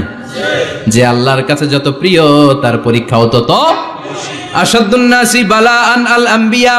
দুনিয়ার মধ্যে সব চাইতে বেশি আল্লাহ পরীক্ষা করেছেন নবীদের, ঠিক কি না? সাইয়েদনা ইউসুফ আলাইহিস সালাম 10 বছর জেলে বন্দী ছিলেন, বিশ্বনবী 3 বছর জেলে বন্দী ছিলেন। শিয়াবে আবি তালেবের জেলখানায় বিশ্বনবী ছিলেন কি ছিলেন না? এজন্য জেল জরিমানা মুমিন ভয় পায় না, ঠিক কি না? আল্লাহ বললেন নাবতালি, তোকে আমি পরীক্ষা করব ভয় দিয়ে, ক্ষুধা দিয়ে, সম্পদের হানি ঘটিয়ে, প্রাণ নাশের হুমকি দিয়ে। ইসলামের কথা বলা এত সোজা না। আপনি ইসলামের কথা বলবেন, আপনার বিরুদ্ধে ষড়যন্ত্র আছে না নাই? কিন্তু এগুলো দেখার আমাদের সময় আছে নাকি? আমরা কোরআনের কথা বলেই যাব, কোরআনের শান্তির বাণী বিশ্বব্যাপী আমরা ছড়িয়েই দিব, ঠিক কি না? আল্লাহ বললেন সামিআন বাসীরা, এরপরে তোরে আমি চক্ষুষ্মান বানালাম, তোকে আমি কান দিলাম, চোখ দিয়ে দেখার সুযোগ দিলাম। চোখ আমাদেরকে দান করেছে কে? এই দুটি চোখ দিয়েছো বলে দেখি যে কত অপরূপ, নয়নাভিরাম খেতে খামারে জুড়াই জ্বালা বিধুর ধূপ, তোমার দেয়া চোখের শুকুর জানাবো তার ভাষা কই, যতই দেখি ততই যেন পলক ছাড়া চেরই, ঠিক না? নেয়ামত আর নেয়ামতেই 2 চোখ দিয়ে দেখি। এজন্য আল্লাহ বললেন আলাম নাজআল লাহু আইনাইনি ওয়া লিসানান ওয়া শাফাতাইনি ওয়া হাদাইনাহুন নাজদাইন। ও বান্দা, তোরে কি আমি চোখ দেই নাই? তোরে কি আমি জিহ্বা দেই নাই? ঠোঁট দেই নাই? চোখ দিয়েছে কে? আল্লাহ। কখনো ভাবছেন কি নিয়ামত নিয়ে আমরা ঘুরে বেড়াই? যার চোখ নাই সে জানে চোখ না থাকার কি জ্বালা। 2 মিলিমিটার ডাইমেনশনের ছোট্ট এই চোখ নিয়ে আমার ভাইরে আমি যেমনে দেখি, আবার দূরের সূর্যের দিকে তাকালো একই অ্যাঙ্গেলে দেখি, ঠিক কি না? ক্যামেরার মধ্যে অনেক দূরের জিনিস দেখা যায় না, কিন্তু এই চোখ দিয়ে লক্ষ কোটি মাইল দূরে থাকা তারা নক্ষত্রগুলোকেও দেখা যায়, ঠিক কি না? এই ক্যামেরার ভেতরে জুমিং পাওয়ার যদ্দূর আছে, কমসে কম তার 20 গুণ জুমিং পাওয়ার আল্লাহ চোখের ভেতরে দিয়েছে। ক্যামেরাতে যে পরিমাণ মেগাপিক্সেল আছে তার চেয়ে কয়েকশো গুণ বেশি মেগাপিক্সেল আল্লাহ চোখের ভেতরে ঢুকিয়ে দিয়েছে। আমরা যখন কোনো জিনিসের দিকে তাকাই, একটা লাইট এসে রিফ্লেক্ট করে, সেটা আবার ব্যাক করে আমার চোখের পেছনে রেটিনা থাকে। কি থাকে? এই রেটিনাতে যে নক করে, নক করার সাথে সাথে ওই আলোটাকে ইলেকট্রিক্যাল সিগন্যালের মাধ্যমে ট্রান্সমিট করে এটা ব্রেইনের একটা এরিয়া আছে, ভিজুয়াল এরিয়া, ভিশন এরিয়া, ওই ভিজুয়াল এরিয়াতে পাঠায়। তখন মুহূর্তের মধ্যে আমরা এটা দেখে ফেলি। এই দেখার জন্য কত কিছু হয়ে গেল, কিন্তু আমরা টের পাই না। 1 সেকেন্ডের কয়েক হাজার ভাগের কম সময়, 1 মাইক্রোসেকেন্ড, তারও কম সময়, 1 ন্যানো সেকেন্ডে আমরা তাকাই আর দেখি। কোন সুবহানাল্লাহ। আবার আল্লাহ কান দিলেন, সাউন্ড ওয়েভ তৈরি হয়, শব্দ তরঙ্গ আমাদেরকে শুনতে সাহায্য করে। এগুলোকে বলে ইয়ার ক্যানেল। এই ক্যানেলের ভেতর দিয়ে ঢুকে। অনেকে বলে এই পেছানো পেছনে এগুলো আল্লাহ দিল কেন? মা খালাকতা হাযা বাতিলা। আল্লাহ কোনো কিছু এমনি এমনি দেয় নাই। সুবহানাল্লাহ পড়ে। এমনি এমনি না, এই যে কানের ভেতরে পেছানো পেছনে এগুলো আমরা যেন ঠিকঠাক ভাবে শুনতে পাই, এজন্য দিয়েছেন। সাউন্ড, শব্দ তরঙ্গটা এসেই এই ক্যানেল দিয়ে ঢুকতে হয়। আপনি কান কেটে যদি কান কাটা রমজান হয়ে যান, কিচ্ছু শুনতে পাবেন না। কান কাটা রমজান শুনছেন? ছোটবেলা আমরা শুনতাম কান কাটা রমজান। তো এই কান যদি আপনি কেটে দেন, আপনি কিন্তু কিছু শুনতে পাবেন না। এটা এয়ার ক্যানেল। এই ক্যানেল দিয়ে ঘুরে ঘুরে ঢুকতে হবে ভিতরে। ঢুকেই এয়ার ড্রাম আছে, এয়ার ড্রামে এটা নক করে। মানবদেহের সবচেয়ে 206টা হাড্ডির মধ্যে থেকে সবচেয়ে ছোট সাইজের হাড্ডি থাকে কানের ভেতরে। এটার আবার 3 ভাগ, outer air, middle air, the inner air. 3টা স্টেজ পার হয়ে এটা ব্রেনের ভেতরে হেয়ারিং নার্ভ আছে, শুনবার জন্য যে স্নায়ু আল্লাহ তৈরি করেছে, ওই স্নায়ুতে যে নক করে। এই নক করা মাত্রই আমরা শব্দটা শুনতে পাই। সুবহানাল্লাহ পড়বেন না? এজন্য আল্লাহ বললেন ফাজআলনাহু সামিআন বাসীরা। তোকে আমি চোখ দিলাম, তোকে আমি কান দিলাম। শুধু চোখ কান দিয়ে আমি থেমে থাকি নাই। ইন্না হাদাইনাহুস সাবিলা ইম্মা শাকিরান ওয়া ইম্মা কাফুরা। আমি আল্লাহ চোখ আর কান দিয়ে থেমে যাই নাই, তোকে আমি সঠিক রাস্তাটা দেখিয়ে দিলাম। আমাদেরকে রাস্তা দেখাইছে কে? আল্লাহ। আল্লাহ বলে দিলেন এটা ডান পথ, এটা বাম দিক। ডান দিকে যাবি তো জান্নাতে ঢুকবি, বাম পথে যাবি তো জাহান্নামে যাবি। ঠিক কি না? এজন্য সব নবীরা ছিল ডানপন্থী, সব নবীরা ডান দিকে চলতো। এজন্য আমরাও ডান দিকে চলি। কথা কন? আমরা সবাই ডানপন্থী। কোন পন্থী? আরো জোরে বলেন, কোন পন্থী?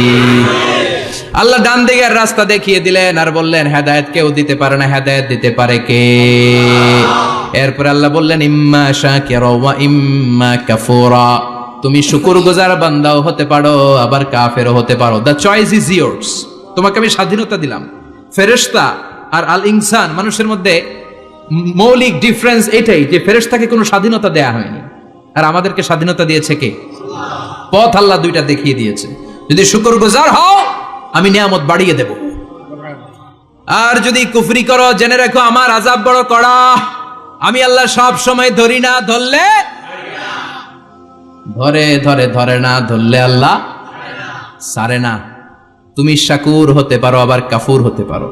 এখানে আল্লাহ তাআলা মানুষের হিউম্যান বিহেভিয়ারাল ক্যারেক্টারিস্টিক্স নিয়ে কথা বলছেন, যে এক একটা মানুষের কত রূপ হতে পারে। আমার এক বিহেভিয়ার, ভাইয়ের এক বিহেভিয়ার, আপনার এক বিহেভিয়ার, এক একজনের এক এক ম্যানার, এক এক অ্যাটিটিউড। একজনের অ্যাটিটিউডের সাথে আরেকজনের অ্যাটিটিউডের কোনো মিল আছে? আল্লাহ এখানে কেবল দুইটার কথা বললেন, শাকিরা, ইম্মা শাকিরা ওয়া ইম্মা কাফুরা। তুমি শুকরগুজারও হতে পারো, আবার চাইলে কাফুরাও হতে পারো। সুবহানাল্লাহ পড়েন। মানুষের আচরণ নিয়ে এভাবে আল্লাহ কোরআনে অনেক কথা বললেন। এক জায়গায় আল্লাহ বললেন আজুলা, মানুষ কি? আরেক জায়গায় বললেন মানুয়া, আরেক জায়গায় বললেন জাজুয়া, আরেক জায়গায় বললেন যালুমান জাহুলা, আরেক জায়গায় বললেন ইয়াউসা। এক এক মানুষ এক এক ধরনের। কিছু মানুষ আছে যা শুনে খালি ভুলে যায়, আছে না নাই? কিছু মানুষ আছে একবার শুনলে আর ভুলে না। আমাদের জাতীয় কবির নাম কি? জোরে বলেন। ওনার মেমোরিটা ছিল ফটোজেনিক মেমোরি। ফটোজেনিক মেমোরি হচ্ছে যে মানুষ একবার দেখলে, এটারে আমি মোবাইলে ছবি তুললে যেমনি একটাও হারাবে না, আমার এখানে থেকে যাবে। একবার তাকালে আমার মাথার মধ্যে এরকম থেকে যাবে। এটার বলে ফটোজেনিক মেমোরি। কাজী নজরুল ইসলামকে আল্লাহ তাআলা এই ফটোজেনিক মেমোরি দান করেছে। কোন সুবহানাল্লাহ। তিনি কিছু ভুলতেন না, একবার বললেই সব মনে থাকতো। আর কিছু লোক আছে ভুলে যায়। আল্লাহ বললেন ওয়ালাকাদ আহিদনা ইলা আদম মিন ক্বাবলু ফানাসিয়া ওয়া লাম নাজিদ লাহু আযমা। আমি আমার প্রথম মানুষ, প্রথম নবীকে একটা আদেশ করেছিলাম, কিন্তু আদেশ পালন করতে আদম সেটা ভুলে গেছে। ওয়ালাম নাজিদ লাহু আযমা, এই আদেশ পালনে তাকে আমি দৃঢ় চিত্ত পাই নাই। পাইবো কেমনে? ভুলে গেছে। তো বাপ বললে পোলারা বলবে না? এই জন্য বিষ্ণু বলেছেন নাসিয়া আদম ফানাসিয়া বানু, আদমও ভুলে যায়, এই জন্য আমরাও ভুলে যাই। আদম আলাইহিস সালামের বয়স ছিল 1000 বছর। পৃথিবীর সব মানুষগুলোর রুহ আল্লাহ রাখলেন সাইয়েদনা আদমের সামনে। সাইয়েদনা আদম বললেন, আল্লাহ ওই রুহুটার এত সুন্দর লাগে কেন? এটার নাম কি? কয় ইবনুকা দাউদ, এটা তোমার ছেলে দাউদ। সে বাঁচবে কয় বছর? আল্লাহ বললেন 40 বছর। সাইয়েদনা আদম বললেন, আল্লাহ জিদ মিন উমরিহি, একটু বয়স বাড়ায় দেন না। আল্লাহ বললেন রুফিআতিল আকলাম ওয়া জাফফাতিস সুহুফ, কে কত বয়স পাবে আদম এটা তো লেখা ফেলাইছিস, তো চেঞ্জ করা যাবে না রে আদম। সাইয়েদনা আদম বললেন, আল্লাহ আমার 1000 বছরের দরকার নাই, আমার 1000 থেকে 60 নিয়ে আমার ওই ছোট্ট ছেলেটারে দাউদ রে আপনি 40-এর সাথে 60 মিলাই 100 করে দেন। আল্লাহ বললেন ঠিক আছে করে দিলাম, তাহলে তুই কিন্তু বাঁচবি 940 বছর। 1000 থেকে 60 বাদ দিলে কত? সাইয়েদনা আদম পৃথিবীর বুকে আসলেন 940 বছরের পর। মালাকুল মাউত এসে হাজির। আদম আলাইহিস সালাম বললেন, আপনি কে? আমি মালাকুল মাউত। কি জন্য আসছেন? কয় জিইতু আন আকবাদা রূহাক, আপনার রুহু কবজ করতে আসছি। কয় কেন আসছেন? কয় আপনার 940 বছরে হায়াত শেষ, রুহু নিয়ে যাব। কয় না, আমি বাঁচুম 1000 বছর। মালাকুল মাউত বলে, আরে আপনি তো 60 বছর দান করে আসছিলেন রুহুর জগতে, ছেলেরা দেখে খুশির ঠেলায় 60 বছর দিয়া দিছেন আদমকে, আমার মনে নাই, ভুইলা গেছি, ভাগো, আমি আরো 60 বছর বাঁচুম, ভুইলা গেছি। নাসিয়া আদম ফানাসিয়া বানু, আমরাও ভুলে যাই, এরকম আছে না নাই? খাইয়াও কয় খাই নাই, নিছিলাম পকেটে কয় নেই নাই, দিছিলাম কয় দেই নাই, আছে না নাই? বিশ্বনবীও মাঝে মাঝে এরকম ভুলে যেতেন। কদরের রাত বিশ্বনবী বলেছেন রমজানের শেষ দশকের বেজর রাতে তালাশ করো। 21, 23, 25, 27, 29। আমাদের দেশে শুধু ঘটা করে 27 রমজান পালন করে। আপনি 27 তারিখে আবাদত করলেন, বাকি 4টা অড নাইট, বেজর রাতে যদি আবাদত না করেন, হতে পারে ওই বছরের কদর ছিল 21-এর রাতে, হতে পারে না? তখন আপনি কপাল পোড়া, সব শেষ। এজন্য বুদ্ধিমানের কাজ হচ্ছে সবগুলা বেজর রাত্রিতে সমান তালে আবাদত করা। বিশ্বনবীকে আল্লাহ তাআলা কদরের রাত আসলে কোনটা জানিয়ে দিয়েছিলেন। সাহাবীদেরকে জানানোর জন্য বিশ্বনবী ঘর থেকে বের হলেন। ফাতালাহা ফুলান ওয়া ফুলান, ঘর থেকে বের হওয়ার পরে বিশ্বনবী দেখলেন 2 বেটা ঝগড়া লাগছে। ওই 2 জনের ঝগড়ার দিকে বিশ্বনবী মনোযোগী হলেন। হঠাৎ করে কোন তারিখের কথা আল্লাহ বললেন বিশ্বনবী ভুলে গেলেন। বিশ্বনবী বললেন ফারুফিআত নাসিতু, কদরের রাত কোন রাত আল্লাহ আমার কইছিল, কিন্তু ঝগড়া দেখে আমি ভুলে গেছি। আবার বিশ্বনবী কোরআন পড়তে পড়তে আয়াত ভুলে যেতেন। আল্লাহরে বলছেন, আল্লাহ আল্লাহুম্মা যাক্কিরনা মিনহুমা নুসিনা ওয়া আল্লিমনা মিনহুমা জাহিলনা। ও আল্লাহ, কোরআনের যা আমি ভুলে যাই আমারে স্মরণ করিয়ে দেন, আর যেটা আমি বুঝতে পারি না সেটাকে বোঝার মতো ক্ষমতা আমার দেন। আল্লাহ বললেন সানুকরিউকা ফালা তানসা, ও নবী আজকে থেকে এমন ভাবে কোরআন তোমার সিনার ভেতরে ঢুকায় দেব, মরণের আগের দিন পর্যন্ত কোরআনের একটা আয়াত ভুলবা না। এজন্য কিছু মানুষ আছে ভুলে যায়, আবার কিছু মানুষ আছে ডবল স্ট্যান্ডার্ড। কি করে? Double standard. আল্লাহ এদের নাম দিয়েছে মুজাবজাবিন, নেহি এদার নেহি ওদার, দারমিয়ান মে সদর বদর। এরা ডানেও যায় না বায়েও যায় না, এরকম কিছু কিসমতের লোক আছে না নাই? নৌকা চিনেন? 2 নৌকায় পাড়া দিলে যে অবস্থা, এদের অবস্থাটা ওই রকম। 2 নৌকায় পাড়া দিয়ে বেশিক্ষণ থাকা যায়? কথা বলেন, বেশিক্ষণ থাকা যায় না। হয় এই নৌকায় উঠতে হবে, না হয় ওই নৌকায় উঠতে হবে। এরা দুমুখ সাপের মতো, এদের ভিতরে এক বাইরে আরেক, এর নাম মুনাফিক। চিল্লায় বলেন ভিতরে এক বাইরে আরেক, এর নাম বলে মধু, খাওয়ায় কি? এরা উপর দিয়া ফিটফাট, ভিতর দিয়া সতর্কঘাট। চিনেন সবাই? তা আমরা মুজাবজাবিন হতে চাই না, আমরা মানুষের মতো মানুষ হতে চাই। সূরাতুল ইনসানের শিক্ষা হচ্ছে লাম ইয়াকুন শাইআম মাযকুরা। একটা সময় ছিল আমাদের জীবনে উল্লেখ করার মতো আমরা কিছুই ছিলাম না। এজন্য সব সময় বিপদে আপদে ভরসা রাখতে হবে একজনের উপর। চিল্লায় বলেন তিনি কে? আল্লাহ। আর ছেলে মেয়েদেরকে এই কোরআনটা শিখায় দিতে হবে। এই কোরআন শিখায় দিলে ছেলেমেয়েরা মানুষের মতো মানুষ হবে। কি হবে? সবাই বলেন কি হবে? আল্লাহ পাক আমাদের সবাইকে কথাগুলো বুঝার ও আমল করার তৌফিক দান করুক। আমরা পড়ি আমিন।